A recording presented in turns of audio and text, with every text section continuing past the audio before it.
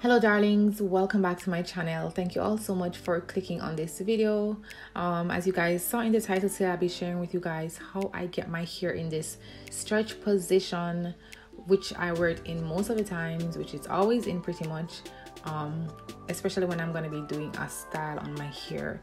So yeah, I've been getting a lot of questions about that recently. And I know I've showed a little bit of this in my videos from time to time, but I've never really done an in-depth video sharing with you guys how I stretch my hair for a style, and I thought it was necessary to do so, especially since I've been getting these questions about it, and I really want you guys to be able to follow the styles when I do them. And this is the main reason why on my channel I focus on doing protective styles and using the simplest method ever. So this is why I don't come on here and do certain types of invisible feeding braid and all that stuff, because I want it to be so simple that even if you've never had any experience with doing your hair before, once you're able to just follow the steps one for one, you'll be able to achieve it. So yeah, and a basic part of being able to achieve the styles has to do with the condition of your hair before going into the styles, because if your hair is not in a good state, or if I'm doing a style which requires the hair to be stretched but you have your hair a bit more shrunken, it's not gonna execute the styles to the best way, and vice versa. I know a lot of people sometimes prefer to style their hair with their hair more shrunken. That doesn't really work for me unless I'm doing a sleek ponytail. So most of the times I have my hair stretched, and I either do it like this, or I sometimes put it in some plaits and leave it overnight to dry. But today I'm going to be showing you guys the quickest method, which I use a lot of the times whenever I'm doing a protective style.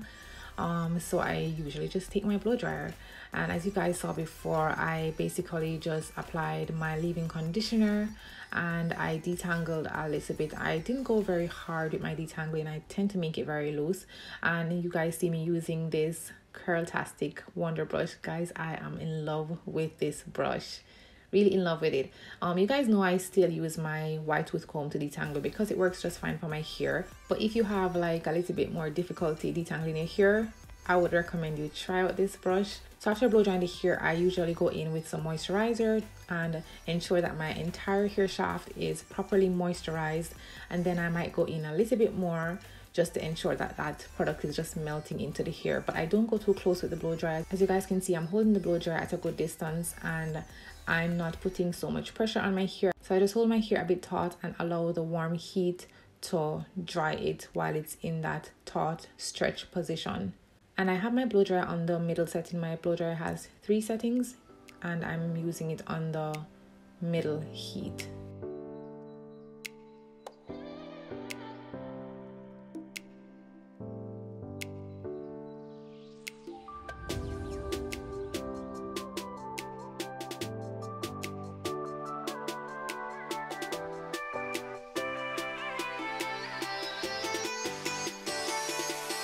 So I just follow the same step with each section, and I do my hair in big chunks like these. As you guys see, I just basically work my hair in 4 sections.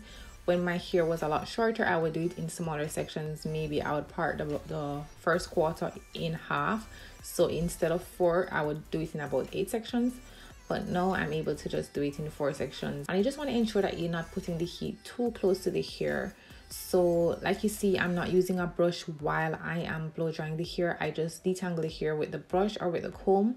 But once I turn on the blow dryer, I'm just basically holding the hair and allowing the heat to just dry the hair.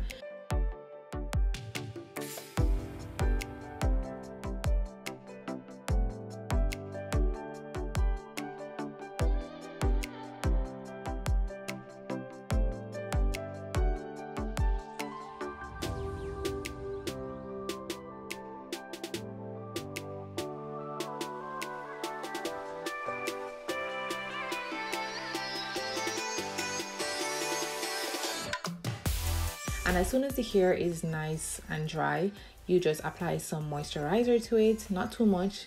As you guys saw that I was getting a little bit of flaking. I think I added too much leave-in conditioner at the beginning. So you don't want to add too much product to the hair at once, because at least for my hair, I tend to get a little bit of flaking when I add too much product at once.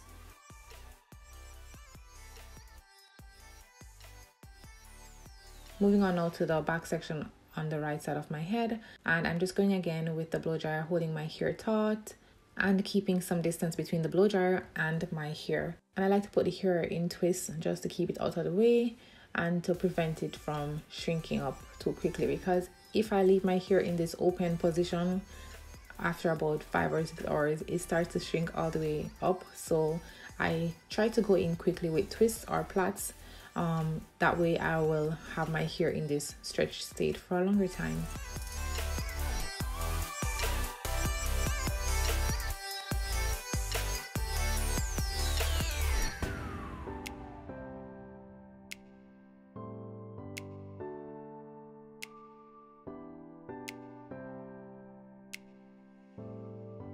So I just completed the same thing on the next section of the hair, and this is how my hair is looking right now, guys.